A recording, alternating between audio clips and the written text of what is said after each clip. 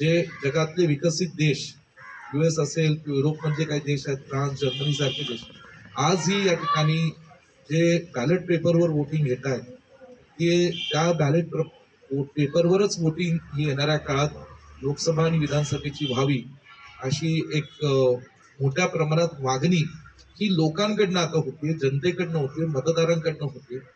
ही मागणी आता या ठिकाणी आम्ही त्या ठिकाणी करत आहोत. गोष्ट इलॉन मस्क सारख्या जागतिक दर्जाच्या एका मोठ्या उद्योगपती म्हणा, तंत्रज्ञानाच्या क्षेत्रात असणारं एक नावाजलेलं व्यक्तिमत्व म्हणा, त्यांनी सुद्धा जाहीरपणे सांगितलं होतं की ईव्हीएम हे आधुनिक तंत्रज्ञान आणि ते हॅक होऊ शकतं. टीका व्यक्त केल्या जात असतील तर कुठेतरी सरकारने याचा विचार करावा, सुप्रीम कोर्टाने याचा विचार करावा, इलेक्शन कमिशनने याचा विचार करावा. जर देशात लोकशाही टिकवायची असेल ही लढाई आता आदरणीय बाबा आढाव साहेब आणि त्यांचे सर्व सहकारी इथे लढतायत. मग जनतेतनंच सगळ्यांनी घेऊन लढली पाहिजे, मगच लोकशाही देशामध्ये टिकेल असं आम्हाला वाटतं.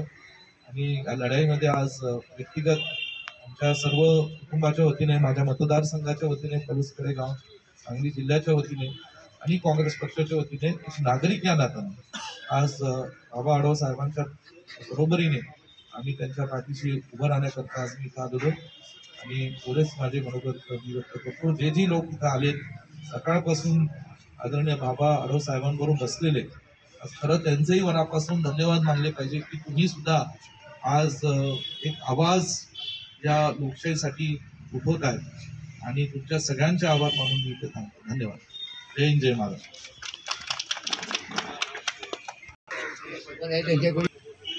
बघा, प्रयत्न करा,